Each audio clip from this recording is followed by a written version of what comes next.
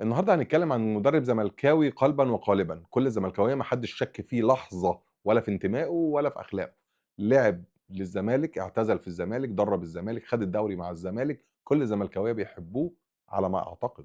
معتمد جمال المدرب الزملكاوي المتميز اللي قدر يحقق الدوري السنة دي لنادي الزمالك على حساب النادي الأهلي وبيراميدز وكل الكلام الكبير اللي الزملكاوية بيحبوا يقولوه ده، لمّا مسك منتخب مصر للناشئين مواليد 97 سنة 2014 قرر إنه ياخد 8 لعيبة من النادي الأهلي على حساب كل لعيبة مصر، في الوقت اللي خد فيه 3 لعيبة من نادي الزمالك، والكلام ده موثّق وما حدش يقدر يلعب فيه.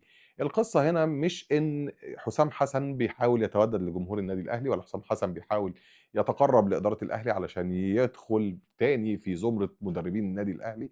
حسام حسن زي معتمد جمال، الاتنين عايزين يكسبوا، والاتنين بيختاروا العناصر اللي بتحقق لهم المكسب من وجهة نظرهم. وعلى فكرة دايمًا منتخب مصر مع كل المدربين أجانب ومصريين، أهلاوية وزملكاوية، بما فيهم رمز الزمالك حسن شحاتة اللي اتهاجم كتير جدًا لمجرد إنه راجل حقّاني، كل الناس دي علشان تنجح بتاخد لعيبة من الأهلي أكتر من لعيبة الزمالك. حتى دلوقتي حسين عبد اللطيف لاعب نادي الزمالك السابق ونجم الجبهة اليسرى الزملكاوية وهو بيدرب منتخب مصر مواليد 2009 اختار عدد لاعبين أهلاوية أكتر بكتير من كل لاعيبة منتخب مصر اللي بينتموا لأندية أخرى.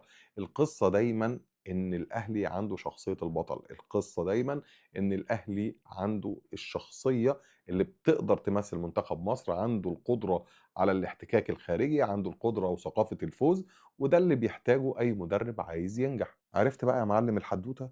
هي دي الحدوتة.